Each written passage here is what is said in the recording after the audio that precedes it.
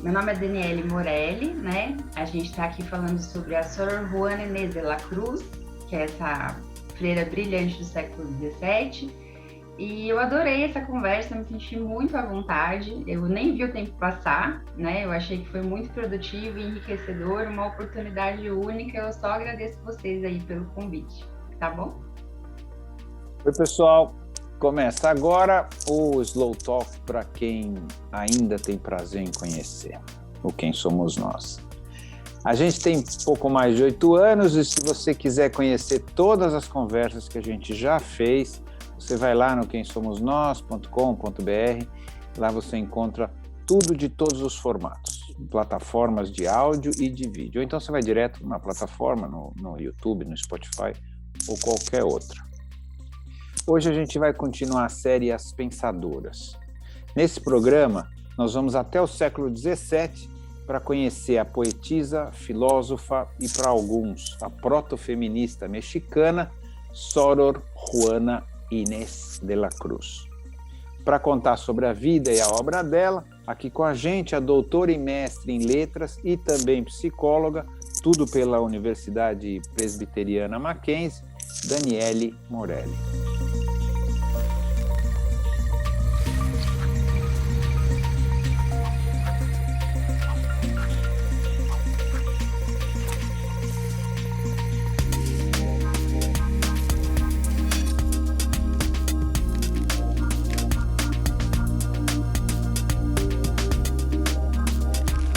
Quem é você?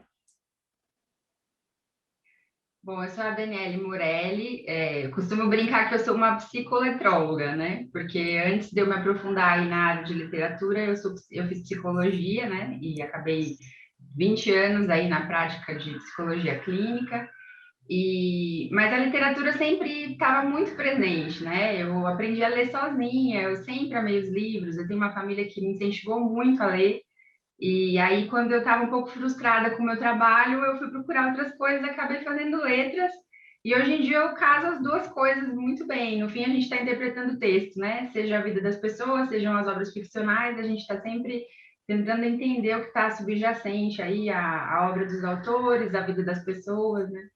E tentando dar significados para essas coisas. Então, eu brinco que eu sou psicoletróloga. O que te fez primeiro se interessar por psicologia, né? Tu falou, eu tive uma família, né? Que assim. Então, o que você acha que na tua criação te fez se interessar por psicologia e depois por que cortar a psicologia e ir para letras, né? E por que letras e não, sei lá, química, qualquer outra coisa? É.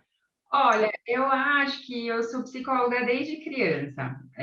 Tive uma infância muito assim, cheia de amor, mas com várias tragédias, né? Eu perdi dois irmãos muito cedo, e minha mãe teve bastante depressão, e eu sempre era aquela pessoa que estava tentando animar minha mãe, alegrar o meu pai, e entender o que estava acontecendo desde muito cedo. Eu acho que a maior parte dos psicólogos tem uma história meio parecida. A gente acaba desenvolvendo uma empatia grande e uma vontade muito grande de fazer as pessoas serem felizes, né?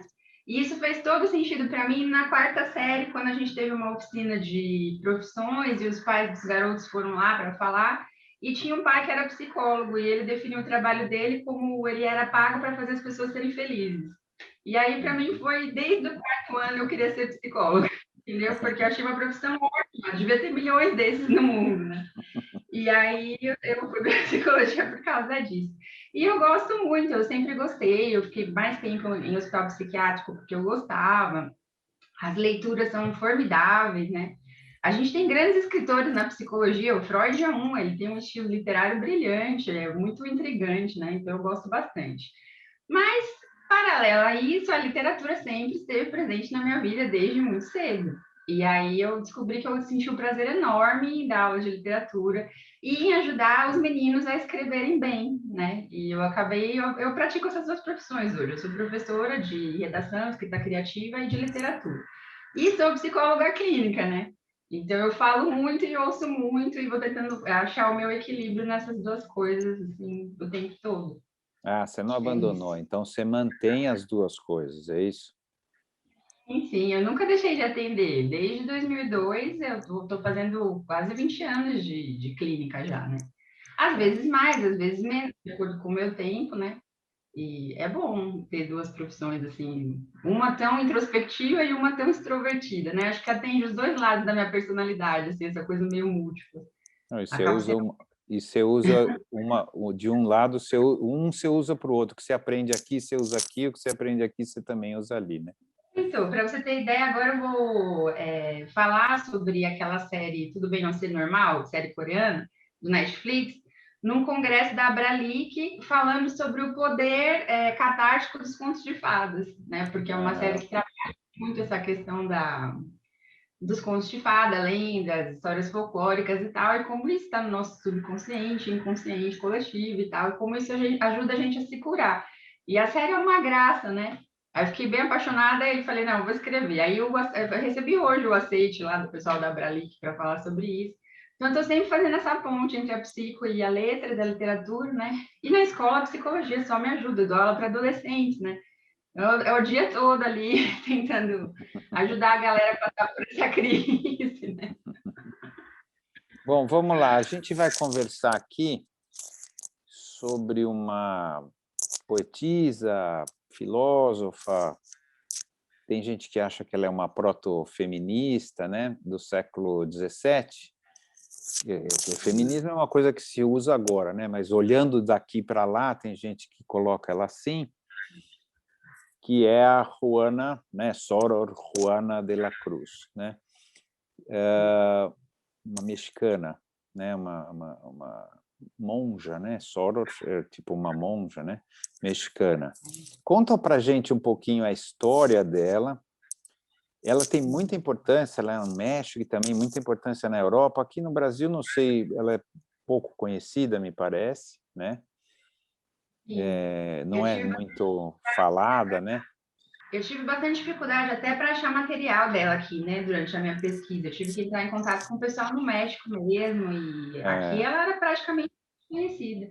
Acho que é. são poucas as pessoas que sabem mesmo. Então, eu acho que a gente tem Então, essa oportunidade de fazer ela um pouco mais conhecida, porque ela tem uma importância que a maioria das pessoas não sabe, né? Então, vamos contar um pouquinho e, da história dela e um pouquinho da obra e etc., para a gente se familiarizar com ela. bom, eu falo que a Sor Juana era um Leonardo da Vinci de saias trancado no convento mexicano, né? Então é preciso que a gente entenda primeiro que ela era um gênio. Ela era o que a gente chamaria hoje de criança com altas habilidades, né? Então ela aprende a ler sozinha com 3 anos, ouvindo a aula da irmã. Aí ela já começa a estudar latim. Ela aprende o idioma indígena ali ao redor dela. Ela aprende grego antigo, né? Com 14 anos, quando ela já estava lá na corte do vice-rei, ela foi sabatinada por 40 sábios de várias áreas e ela derrubou os sujeitos, né? O vice-rei falou que era como se fosse um grande navio destruindo umas chalupas, assim. E ela era uma menina, né? Então, ela nasce ali no século XVII. É importante que a gente entenda o contexto da colonização mexicana um pouquinho para poder descobrir como é que é possível uma Sor Juana naquele lugar, naquele período, Ah, né? E a colonização do México é diferente do Brasil, né? Então, quando os espanhóis chegaram no México, o que eles encontraram foi uma organização como a das cidades-estados gregas. A gente tem o Montezuma, né? Quem gosta de história sabe que ele foi um grande personagem e existia toda uma organização civil, política, de justiça, de educação, que era própria dos indígenas, claro, mas que acontecia, né? A gente tem um exército muito importante lá, eles não tinham pólvora, mas os guerreiros deles eram fenomenais, assim. Então, não é que o Cortés chegou e conseguiu colonizar o México numa boa. Houve muito conflito, houve necessidade de diplomacia, houve a necessidade da Malinche, por exemplo, que é uma outra história interessante, e a partir disso, a cultura indígena sempre vai estar muito presente em tudo que se faz ali no México, né? Tem uma representatividade que aqui no Brasil a gente não vê muito, é muito diferente. A Sor Juana, ela é uma criolla, né? O que é uma criolla? É uma filha de espanhóis que nasce no México E nessa sociedade tão estamentária, a gente pode dizer, o sujeito que já nasce no México, ele já é um pouco depreciado em relação aos que vinham da Espanha. Ela é uma hija de la iglesia, né? O que, que é isso? Ela não tem um pai que a registrou, casado com a mãe dela. Isso também tem um porquê, tá? E aí eu acho que começa a questão de poderem falar que a Sor Juana é uma proto-feminista, né?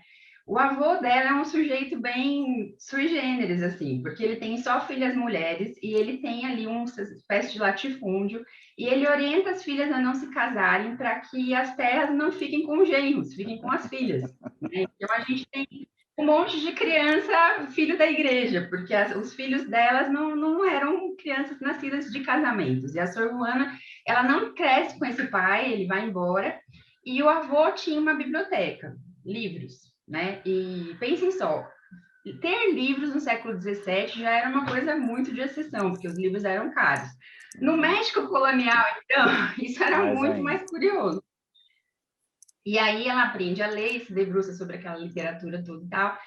E eu tenho a impressão que desde o início ninguém sabia muito o que fazer com essa guria gênio, né? E aí mandam ela para a cidade do México e os parentes dela oferecem ela para vice-rainha, tipo como uma atração mesmo. E aí a primeira grande tutora dela, que é a Leonor Carreto, né? Que é vice-rainha, que reconhece a genialidade dela, a importância dela, a beleza dela, porque ela é uma menina muito bonita.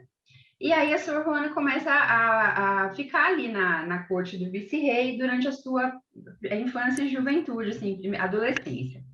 Só que a gente tem que pensar que a gente está numa sociedade onde os casamentos são negócios, né?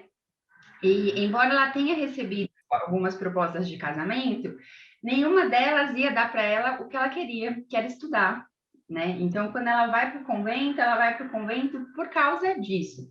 Porque ela sabia que se ela se casasse, primeiro ela ia casar com um sujeito que provavelmente não ia ser muito interessante para ela. Ia ser um cara de um nível social inferior, que não ia ter o conhecimento que ela tinha, e etc. E aí ela ia ter que se parar para cuidar de filhos, e etc. E ela tinha uma paixão, um interesse obsessivo pelo conhecimento. Né? Para você ter ideia, às vezes no convento ela era punida pela Madre Superiora, porque ela sempre gerou inveja e sempre gerou nos religiosos uma coisa de disciplina. Às vezes a Madre Superiora tirava tudo dela, livros, etc., e ela tinha que fazer só trabalhos domésticos. Ela fazia os trabalhos e ela ficava estudando química enquanto ela estava cozinhando, e ela ia para o céu e ficava imaginando e lembrando das coisas que ela tinha estudado na astronomia durante a noite. Ela não parava, né? Ela era realmente uma máquina de gerar conhecimento, de buscar conhecimento. Então, para ela casar, não ia ser uma coisa muito legal. E como é que uma menina no século XVII escapa de um casamento? Só se tornando freira, né? Não é uma coisa que eu estou deduzindo. Ela sempre afirmou isso, que ela não tinha uma vocação religiosa. Ela não vai para a vida no convento para ter uma experiência contemplativa. Ela não tinha essa pegada, ela sabia disso, ela era honesta. Ela vai para poder estudar de fato. E na maior parte do tempo ela conseguia. Só de vez em quando o pessoal pegava no pé dela e aí ela tinha que cumprir ali os rituais monásticos e tal para poder. Dependia muito de quem era a madre superiora da época, né?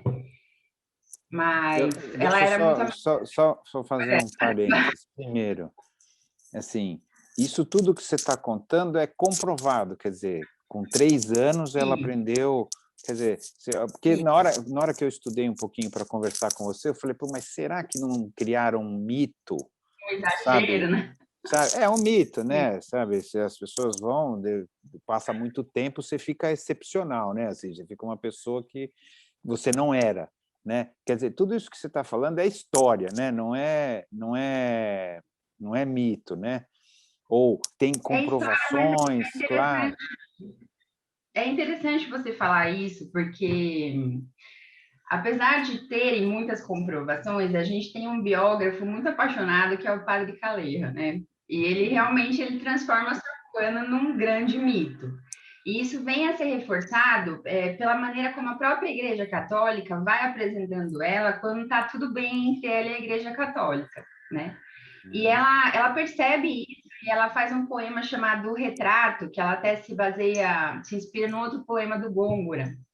E no poema do Gôngora, O tema é a efemeridade da beleza. E no poema dela, ela vai falar sobre a questão de que nem sempre aquilo que querem dizer que a gente realmente é, e que estavam construindo uma imagem dela que poderia não ser a realidade, e que isso era proposital. Por quê? Porque é o seguinte, imagine uma mulher dessas escrevendo, ficando famosa, porque ela fica famosa na época dela. Ela é poetisa, ela é dramaturga, as pessoas todas conhecem a Sor Juana, né? Ela é presenteada no... Outras mulheres poderiam começar a ter ideias e achar que também era possível para elas estudar e ser alguém importante, famosa e relevante. Então, o que a Igreja Católica faz? Através dos seus biógrafos e outras coisas mais. Diz o seguinte, olha, existe a Sor Juana, mas ela é quase uma alienígena, não adianta você querer ser igual a ela, porque você não vai ser. Ela é genial, entendeu? Ela é uma coisa, assim, fora da realidade. Você pode admirar, você pode ler as coisas dela, mas você jamais vai poder ser igual a ela.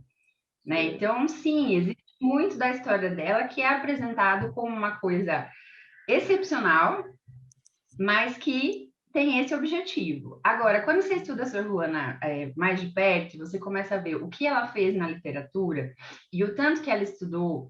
E, por exemplo, ela fez filosofia, matemática, teologia e era uma artista, ela pintava iluminuras.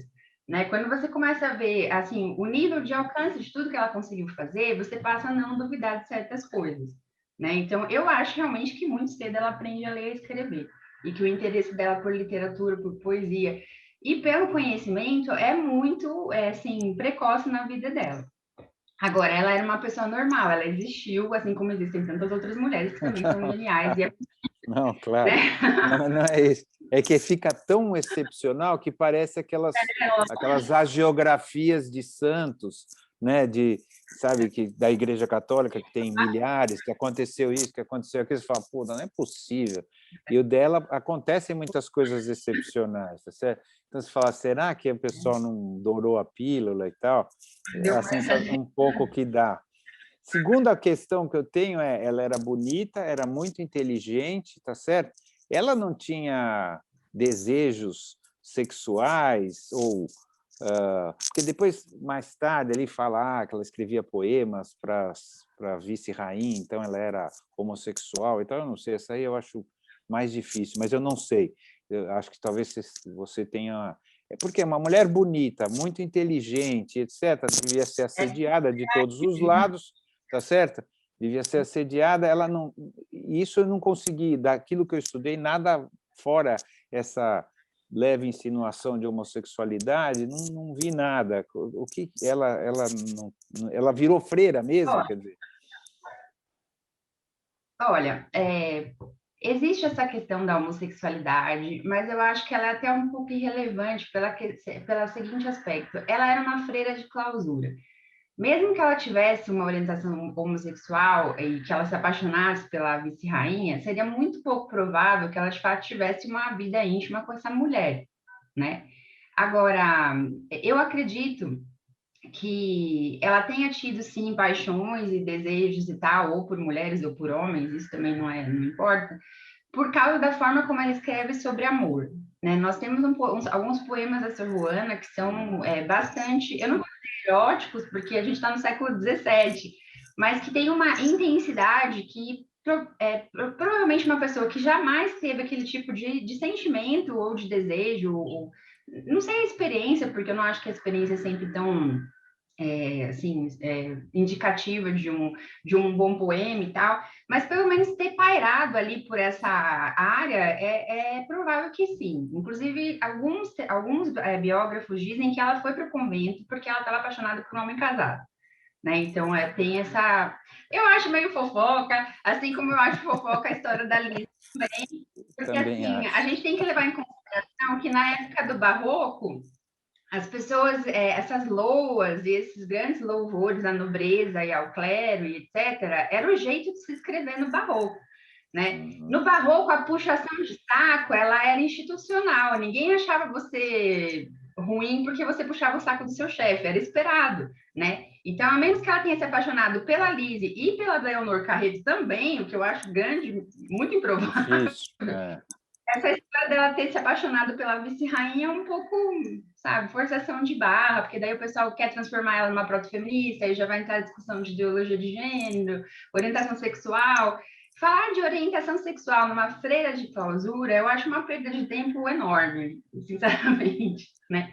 Agora, os grandes poetas, eles são capazes de transitar pelas emoções humanas, independente deles terem tido essa experiência ou não, né? Então, não sei se a Sor Juana se apaixonou de fato ou não. É provável que sim, não tem nenhum documento. Ela entrou no convento muito cedo. Eu não sei se vocês sabem o que é um convento de clausura, mas para ela receber visitas, por exemplo, tem uma grade no meio. Embora ela tivesse uma cela que às vezes ela recebia visitas, a cela dela era enorme e era aberta. O ambiente monástico ele é comunitário, então não é que você vai ter privacidade em algum momento. Eu acho muito difícil que ela, né, tenha tido algum namoro, né? Dentro Porque ela a não não ser pode que sair, né? Bom, isso pode elas ser. não podem ser. Elas não podem sair, ou A não seja, se tivesse que acontecer, tinha que acontecer dentro do convento, seja lá o que for, né? Bom, pode até E ser assim, uma também. coisa a destacar, a Sor Juana, ela era muito famosa no convento, né? Então, os olhos estavam sempre em cima dela e nem sempre de uma forma positiva. Como eu falei, houveram madres superiores que a perseguiam. E aí, se ela tivesse esse tipo de situação explícita dentro do convento, isso teria vazado de alguma forma para os historiadores, para os biógrafos, né? Para as pessoas da época, não sei. Mas tudo Porque isso é especulação, né? não, claro, claro. E por que ela persistiu em continuar ligada à igreja? Porque depois que ela virou soro, né, virou freira, né, é, mesmo sem vontade, foi como uma opção para fugir do casamento, mas chega uma hora que você já virou freira, já fugiu do casamento. Por que ela persistiu? Sim. Foi uma dúvida que ficou para mim assim. Por que ela continuou com essa relação com a igreja, que não era uma relação fluida, né? Não era uma relação de fé, não era uma relação fluida. Por que ela continuou com essa relação, né? Eu Então, não sei se aí tem é que tá. resposta, eu não sei se tem resposta, mas essa é uma pergunta que me Tem. ficou. Eu posso aproveitar até para falar sobre a relação dela com o confessor dela, que era o Luiz de Miranda, né? Então, a gente tem que separar duas coisas. Uma é a vida contemplativa, outra coisa é a questão da fé. Não é que a Sor Juana não fosse devota ou que ela não tivesse fé. Inclusive, em alguns escritos dela, sobretudo os que envolvem teologia, a gente vê que existe um envolvimento muito grande dela com relação ao estudo das escrituras, ao estudo dos dogmas. Ela gostava disso. E ela acreditava. Ela tinha uma fé católica. O que ela não tinha era uma vida contemplativa, que o Nunes de Miranda tinha e buscava. Para você ter uma ideia, esse homem se apaixonou por uma imagem da Virgem em um lugar que ele foi e ele simplesmente roubou as mãos e o rosto da Virgem para levar para o lugar onde ele morava. Né? Então, assim, era aquele cara da pegada da vida contemplativa. E o sonho dele sempre foi transformar a Sor Juana nisso. E ele jamais conseguiu, e eles tiveram vários embates. Né? Então, a Sor Juana ela fica na Igreja Católica por duas razões. Primeiro, porque ela acreditava naquilo que a Igreja Católica propunha no que diz respeito à teologia, dogma e tal. Segundo, que chegou uma hora que era a única casa que ela tinha. Então, você imagina, ela não tinha mais família, a Leonor Carreto foi embora, depois a Lise foi embora, e aí a única coisa que ela tinha era o convento. Tanto é que o final da vida dela é muito triste, por sinal. Os últimos 4 anos, quando ela passou pela questão da Inquisição e tiraram tudo dela, ela fica 4 anos cuidando dos doentes da praga que teve lá no México e ela morre dessa doença. Né? Então, ela nunca se animou em ter uma vida fora dali. Né? Ela reconhecia as limitações da condição social que ela tinha. Ela era genial, mas ela não era da nobreza, ela não era sequer espanhola, ela não tinha família influente. Né? O que ela tinha eram alguns amigos famosos que admiravam o trabalho que ela fazia e a apoiavam enquanto eles estavam ali. E os vice-reis também não eram... Eles passavam 4 anos só, depois trocavam, né? Então, não era uma coisa muito estável para ela, não, essa relação com a corte, né? Tá. Se a gente, olhando um pouco daqui, não dá para não olhar daqui, né, de onde a gente está, mas, assim, o que é que ela propunha que era tão diferente naquela época que a tornou famosa e, ao mesmo tempo, não vou falar odiada, mas com muita gente contra ela? Quer dizer, qual era a grande revolução? Qual era a grande coisa que ela propunha que incomodava e admirava tanta gente? Bom, a gente tem que distribuir um pouco isso, né? Essa questão da fama e do reconhecimento pelo trabalho artístico vem pela qualidade do próprio trabalho. Ela é comparada ao Góngora, por exemplo, que no Barroco era o maior poeta espanhol, né? Então, ela alcançou um nível na literatura que poucos homens da época tinham, que dirá uma mulher. Ela escrevia teatro, a gente não tem documentação de que alguma vez ela tenha visto uma peça de teatro, só que ela lia o Lope de Vega, lia o Calderón, e ela escreveu até comédia, entendeu? Sem nunca ter visto uma peça de teatro. Então, daí você já vê o alcance, assim, do talento que ela tinha. Agora, do ponto de vista social, qual é a grande sacada da Sor Juana? Eu não estaria aqui hoje falando sobre uma coisa que eu estudei se não fosse pelo que ela escreveu na resposta a Sor Filoteia, né? Porque o que acontece? Ela tem que se defender, ela tem que dizer que ela tem o direito de estudar no século XVII. E aí ela vai escrever uma grande galeria de mulheres sábias desde a antiguidade e ela vai justificar pela existência dessas mulheres a inteligência feminina, a capacidade da mulher para o estudo e, portanto, um direito adquirido pela própria habilidade que todas as mulheres têm de poder, sei lá, buscar o conhecimento, se aperfeiçoar naquilo que escolher e falar sobre isso e exercer uma profissão, uma arte, né? Ela vai fazer isso e ninguém nunca tinha feito isso. Não dessa forma e não para a Igreja Católica, muito menos no século XVII, onde a Inquisição estava agindo de uma forma muito forte, né? Ela é colocada nessa, digamos assim, sinuca de bico, porque ela era muito discreta, ela jamais respeitou a Inquisição, né? Às vezes eu dou risada nesse pessoal que coloca ela como uma figura militante, etc., porque não é a cara da Sor Juana isso de jeito nenhum. A gente diz que ela era uma mulher da época dela. Inclusive, eles falam que ela era discreta. O que é discreta em espanhol?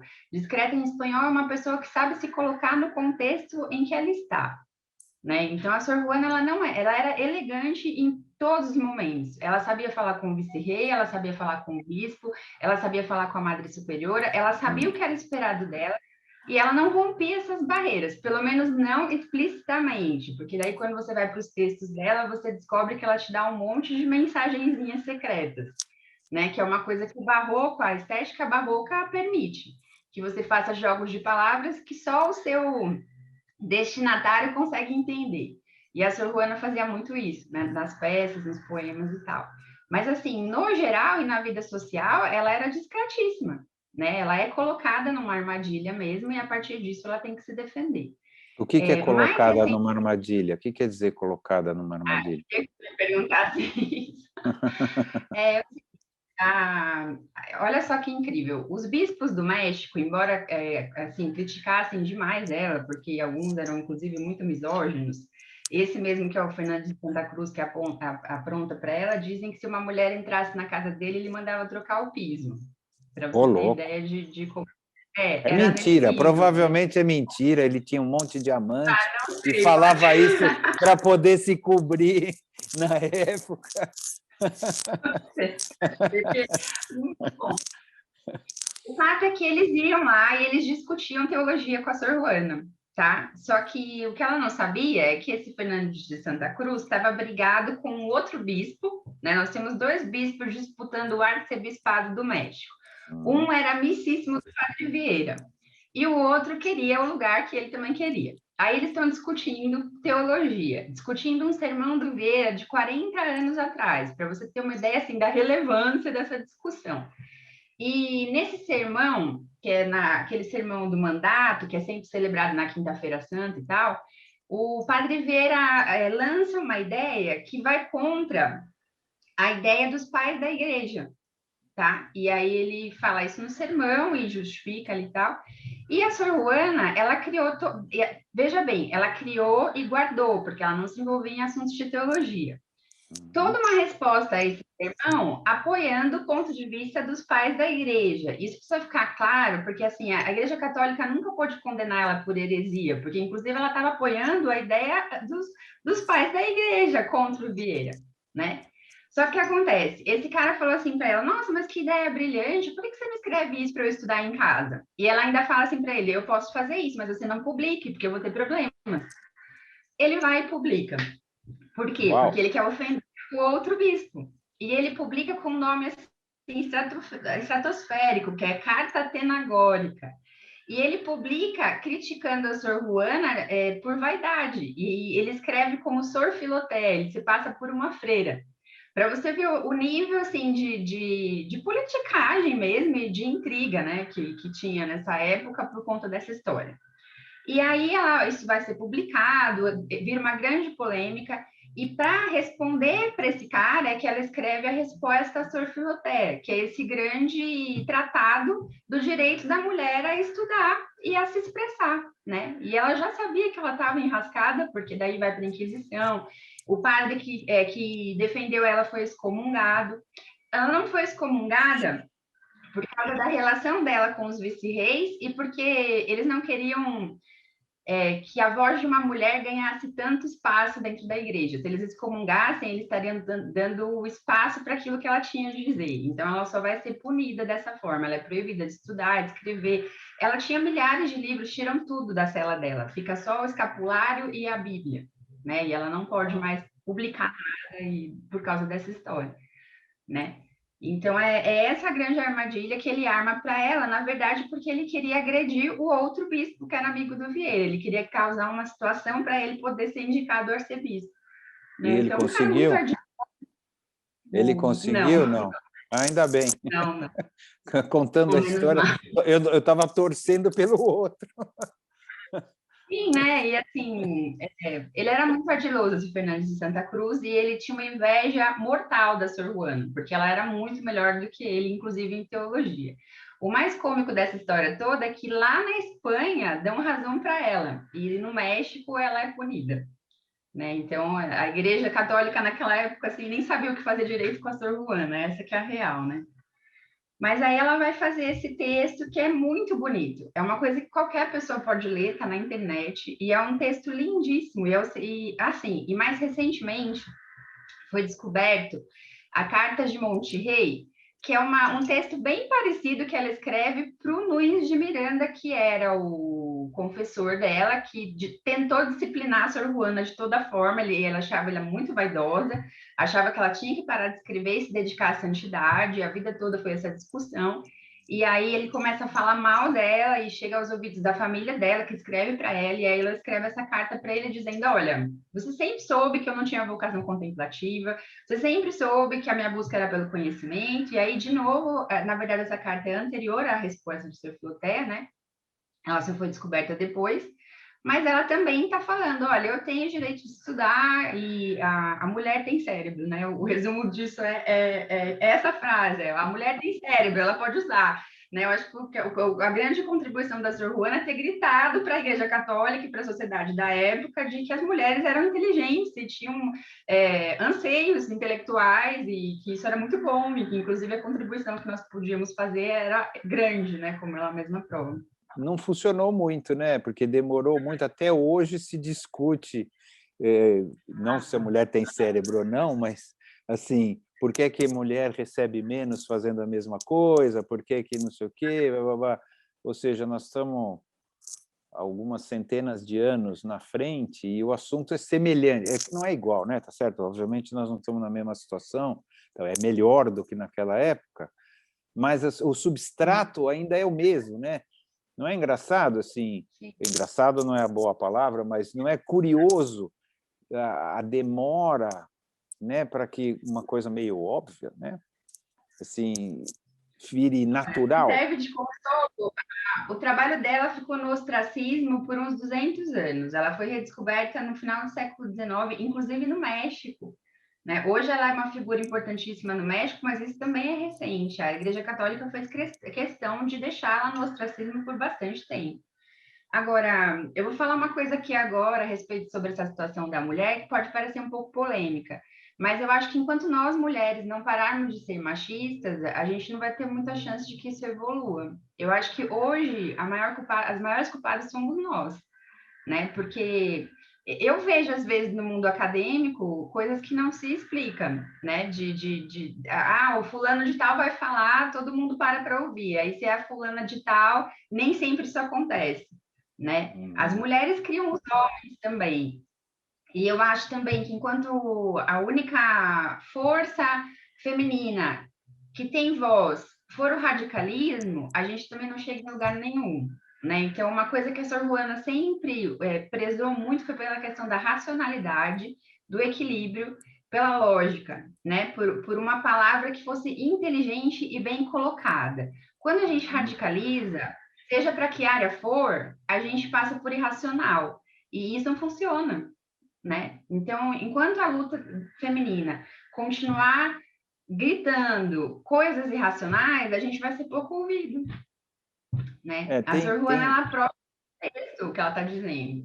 tem gente que Outra fala que mulher, se não gritar não vai ser ouvida, não é isso? Eu não estou defendendo nenhum ponto de não, eu vista, entendo, mas assim, fala assim, não, mas se não gritar, se você continuar sendo muito educadinho nessa conversa, seja no feminismo, seja no racismo, quer dizer, qualquer tipo de coisa que a gente precisa superar, falar assim, não, mas se a gente não gritar, ninguém ouve, porque é conveniente não ouvir. Eu tenho que incomodar para prestar atenção em mim. Se eu não incomodar, como é que vão prestar atenção em mim?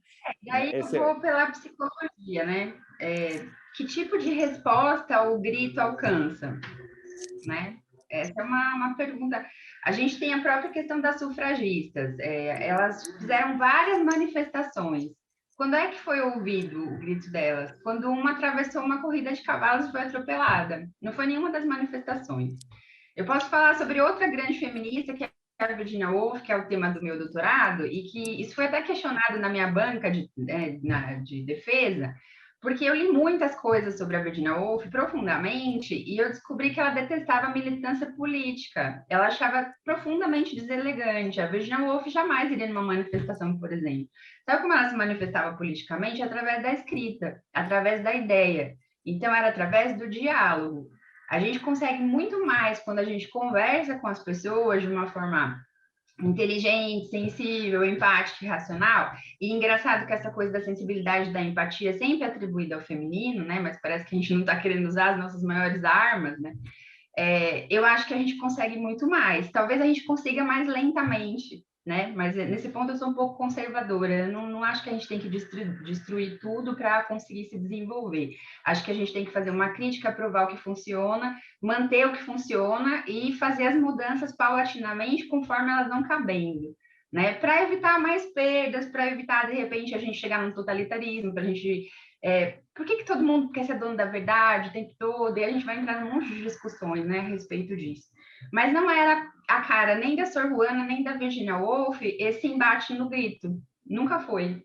Né? E engraçado, elas são grandes referências na luta da mulher.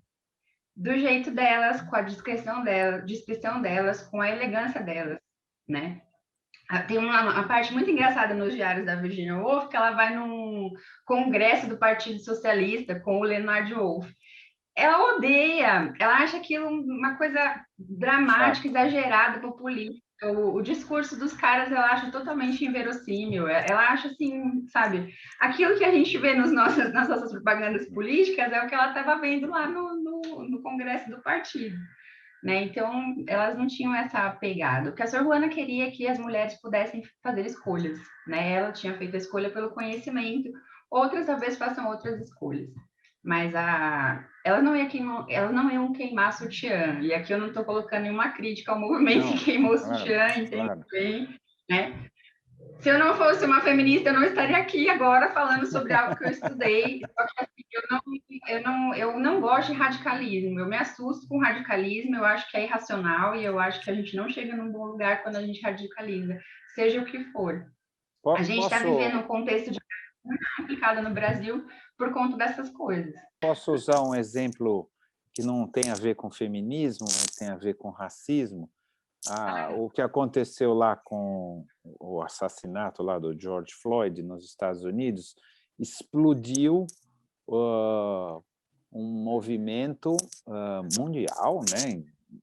várias capitais, primeiro nos Estados Unidos, depois em vários lugares do mundo, onde a história do racismo ficou tão patente, assim, e a ideia de que vidas negras importam, e etc., ficou tão, e os movimentos e tal, que parece que isso movimentou um pouco mesmo o mundo. Eu estou tentando ver, assim, eu entendo o que você está falando e não consigo discordar muito do que você está falando. Ao mesmo tempo, estou tentando colocar assim, foi uma situação trágica que fez uma explosão de atividade, de ativismo, e que realmente está movimentando, inclusive no Brasil, né? Hoje se discute esse assunto quase como não dá mais para as empresas serem racistas, para as coisas, e por causa de um movimento popular, ativista e etc., né? Radical, talvez, né? Dentro disso. Funciona também, não é? Sim, eu acho que a gente tem que definir um pouco o que a gente está chamando de radical, né? Eu chamo de radical aquilo que se torna irracional. E eu não acho que as manifestações em prol do que aconteceu nesse caso foram irracionais.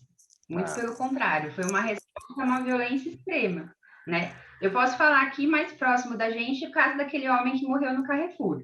E Isso, eu vou até exatamente. lançar uma outra fobia social que eu acho que é própria do brasileiro, que é a pobrofobia, né? Muito mais, eu não sei, às vezes eu fico em dúvida aqui no Brasil se é racismo ou se é problema com o pobre, né? Porque ele era um cara visivelmente pobre, ele não era tão negro do ponto de vista aí das cores, né?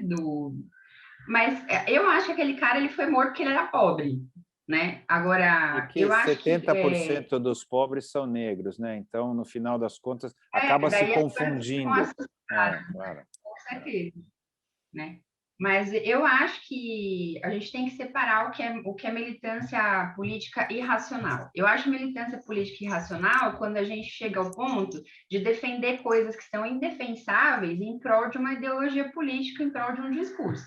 Né? A gente tem visto isso na TV todos os dias na atualidade do Brasil. As pessoas defendendo coisas que são até incoerentes com outras de suas crenças. Então, por exemplo, eu vejo gente de igreja defendendo armamentismo, né? Defendendo que então, que eu tenho que ter arma e sair matando bandido. Quer dizer, como assim, né? Não faz o menor Então, é isso que sentido. eu não, né? Essa aí, acho que é aí que a gente perdeu a mão.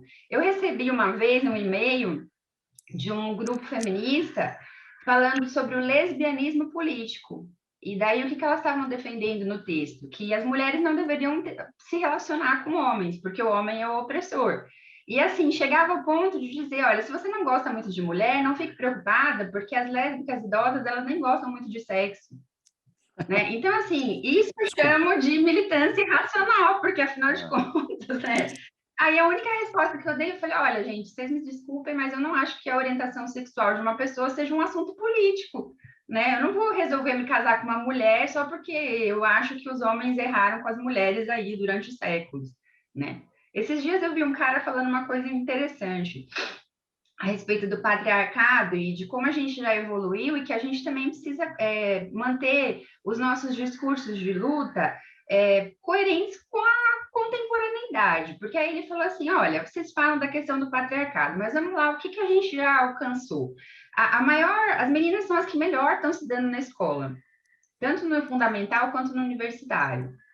No mercado de trabalho, a gente tem muitas mulheres em cargos de liderança. Você pega uma Angela Merkel, por exemplo, a presidente a primeira-ministra da Nova Zelândia, e várias mulheres se saindo muito bem em cargos máximos de liderança nos países. A maior população carcerária é masculina, né? E aí ele vai falando um monte de números que mostra, poxa, a gente está caminhando sim para uma igualdade. A gente precisa começar a valorizar as nossas conquistas e começar a dosar as nossas balas, né? A nossa munição de acordo com a necessidade, porque às vezes fica muito irracional e surreal, entendeu? É isso que eu estou falando quando eu falo de militância. Eu não gosto de radicalismo quando ele começa a ser irracional. E às vezes a gente está sendo irracional. Entende? Claro que eu entendo perfeitamente. É que, não, eu entendo perfeitamente. Como eu disse, fica difícil discordar completamente de você e tal, mas de repente as pessoas têm olhares e falam, mas olha como funcionou isso, olha como funcionou aquilo, olha como a pressão que a gente está fazendo nas empresas, por exemplo, no caso do racismo, né? Está fazendo com que as empresas mudem a sua maneira, façam programas de trainee para negros, ou para mulheres. Ainda a mulher ela está assumindo cargos de liderança, mas ainda é muito menos, né? Ainda é muito menos do que homem, Sim. né? Está indo, mas ainda é muito, proporcionalmente, claramente, ainda é muito menos. Tem uma medida que precisa ser feita com urgência e que me parece que ela não é tomada, talvez com alguma intenção, é melhorar a qualidade da educação pública básica, né? Então, não adianta eu dar uma cota para negros, pardos e minorias, sendo que esse sujeito na escola básica não está sendo nem alfabetizado. E eu posso falar isso com autoridade, porque eu fiquei 5 anos em escola pública e eu vi crianças de 7º ano, engraçado, a maioria negras, que não tinham sido alfabetizadas dentro da escola. Né? De eu chegar, eu e a professora de história, e fazer hora extra de graça para alfabetizar o menino, porque ele não tinha problema de cognição. Ele simplesmente não foi alfabetizado até o 7º ano na escola pública. Né? Então, eu acho, eu sou a favor da política de cotas, eu entendo o propósito dela, mas eu acho que isso está sendo só uma passação de pano. Porque, na verdade, eu não estou dando condição para o negro provar nem a capacidade dele, porque eu não dou base para ele na educação fundamental.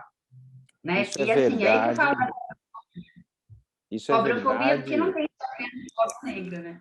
Isso é verdade, eu estou bastante envolvido com essa história de educação. Ao mesmo tempo, por exemplo, na USP, hoje, o pessoal de cota tem, depois de um primeiro ano, assim, no tempo, eles acabam tendo um desempenho maior do que o pessoal sem cota, no tempo, né? Então, assim, então a gente tem que estimular, então, como você, eu também sou a favor da cota, mas, obviamente, a solução de desigualdade não é...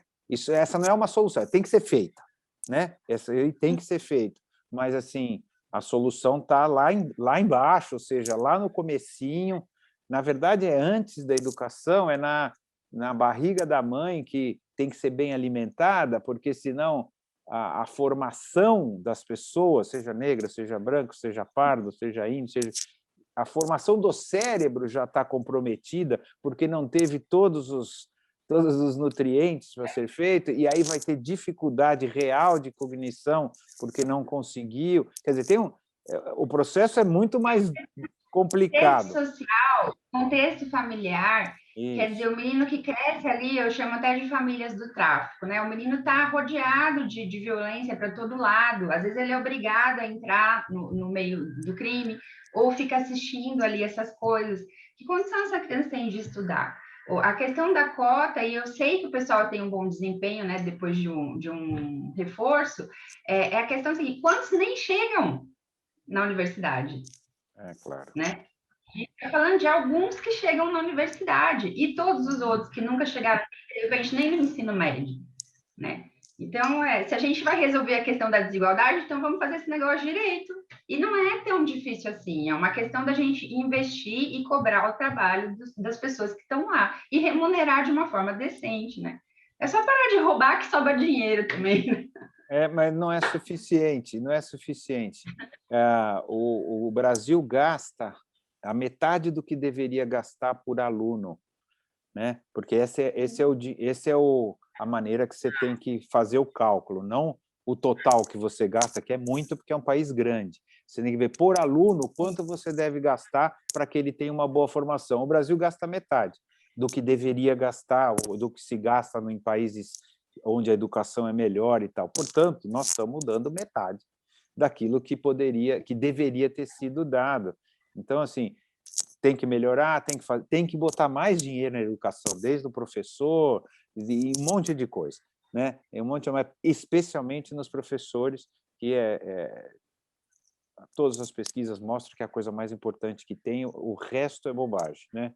Assim, o resto, eu digo assim, a tecnologia, blá, blá, blá, blá, é professor qualificado e tal, e bem remunerado, resolve a maioria das coisas. Só que a gente gasta bem pouco com isso. A gente foi parar num outro lugar do universo, tá certo? Mas as coisas foram indo, sei lá, nem me lembro como é que a gente foi parar nisso. Mas, tentando voltar Estava para falando ela, sobre a contribuição da Sor Juana, por que é tão importante conhecer o trabalho dela, né? Daí a gente isso, abriu essa porta para você ver isso como embora. ela é importante, ela chega a É, discussões absurdas. é. Então, tentando voltar para ela e tentando imaginar como o que seria ela hoje, né? Assim, se é possível fazer esse tipo de paralelo, assim, é possível? É, eu acho que, sendo a Sor Juana quem era, e sendo essa renascentista, hoje ela estaria ocupada em descobrir uma cura para o Covid, você pode ter certeza. Hum, Porque, assim, ela era muito envolvida com ciências também. Uma coisa que foi judiação na Sor Juana é que, assim, tudo que ela recebia de literatura e de acesso, né, ao conhecimento passava pelo filtro da Igreja Católica. Então, ela teve muitas coisas que ela só ficou sabendo muito depois. O primeiro grande poema dela, que é o Primeiro Sonho, ela tenta fazer uma síntese entre ciência, até anotei aqui para falar, poesia, barroco e iluminismo. Tudo isso você hum, identifica dentro do poema. Né? Então, ela ficava unindo essas coisas todas dentro da cabeça dela, por isso que eu falo que ela é um Leonardo da Vinci, porque ela tinha várias frentes de estudo e de escrita. Eu acho que hoje ela ia estar, assim, na ciência de ponta na cura do Covid. Ou então ela ia ser uma grande estadista preocupada em resolver as questões sociais da pandemia. Né? Isso para falar no hoje mesmo. uhum, Não vejo ela agora eu vou ser bem chata, assim. Eu acho que a gente está num intermédio das artes, assim. Eu não tenho conseguido achar nada excepcional, nem na literatura, às vezes no cinema, algumas coisas, né, no trabalho que é feito aí nessa área. É, na poesia, muito pouco. A gente tem. Eu sei que a gente gosta de falar bastante sobre o pessoal que está aí com esses trabalhos mais sociais, né, a arte voltada mais às questões sociais, e realmente uhum. às vezes aparecem algumas coisas interessantes e relevantes, mas ainda não vi nada. Eu acho que uma hora vai chegar alguém que vai, né? Mas eu não sei se a Sor Juana ia estar envolvida nisso por conta desse período meio árido aí que a gente está vivenciando nas artes, né? Ela também era musicista, inclusive ela é professora de música, mas eu acho que nesse momento, por conta da emergência e da necessidade científica, ela ia estar ligada a essas questões. É uma intuição, assim. Tá bom. Acho que é um bom momento para a gente fechar. A gente vai fazer 1 hora já de conversa. Nossa, passa. Você vê. Quando a gente, vamos tentar voltar lá para o século XVII. Quem ela achava que nós éramos ou que nós somos? Quem somos nós para ela lá naquele momento? E depois quem somos nós para você? Olha, a esperança que ela tinha era que a gente chegasse num lugar onde a mulher pudesse ter o seu próprio espaço. Ela tinha essa convicção. Se ela não tivesse, ela não tinha escrito as coisas que ela escreveu no final, mesmo correndo o risco que ela estava correndo. Né? Eu acho que ela foi guardando todas as coisas de um momento oportuno e no final ela entra de sola mesmo nessa luta e ela tinha esperança de que o futuro ia ser melhor do que o presente. Às vezes eu vejo algumas mulheres com uma nostalgia de século XIX, século XVI, século XVII, eu falo, gente, esse pessoal é maluco, né? Porque era uma época para a mulher que era muito difícil de se viver, inclusive, né? E hoje a gente tem muito mais recursos, comodidade, oportunidade, liberdade, né? Apesar de tudo que ainda tem que melhorar, já melhorou bastante. E a esperança dela sobre nós hoje era que a gente tivesse uma sociedade mais aberta, mais igualitária, e que as mulheres pudessem estudar, que era a grande luta dela, né? E se expressar. Quem somos nós hoje? Para mim, eu acho que nós somos pessoas que buscam, acima de tudo, o diálogo. A gente quer conversar com as pessoas sobre aquilo que a gente acredita, sobre aquilo que a gente estuda, sobre aquilo que a gente observa. Ouvir e ser ouvido, que é uma coisa que está muito raro hoje em dia, né? A gente encontra muita gente para falar, nem sempre coisas interessantes, e pouquíssimas pessoas para ouvir. Então, eu acho que nós somos as pessoas que buscam abrir caminhos de diálogo pensando também na presente e num futuro melhor do que a gente tem hoje. Parece que a gente sempre está lutando para ter um futuro melhor, né? Sor Juana fazia isso no século XVII e a gente continua fazendo isso agora no século XXI, pensando aí num futuro melhor para quem vier, né? Para quem estiver por aqui. Ótimo, muito bom, muito bom.